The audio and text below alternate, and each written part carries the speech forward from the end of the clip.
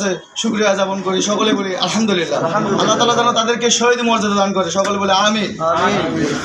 আজকে আমাদের এই 16 ডিসেম্বরে যে ইসলামী কালচারে আমরা উদযাপন করতেছি, এটা যেন সকল পর্যায়ের শ্রেণী, সমাজ, রাষ্ট্রে সব জায়গায় যেন এটা ছড়িয়ে পড়ে। ইসলামী কালচারে স্বাধীনতা আছে, উদযাপন আছে, সব আছে, কিন্তু সেগুলোকে আমরা বিভিন্ন প্রান্তে কিন্তু অন্যদিকে নিয়ে যায় স্বাধীনতা পালন করতেছি কিনা। আর এখানে আমাদের কোরআন তেলাওয়াতের মাধ্যমে দিয়ে শেষটাও আমাদের কোরআনের আয়াত দ্বারাও হয়। এর জন্য ইসলামী রাষ্ট্র আমাদের আদৌ দরকার আছে।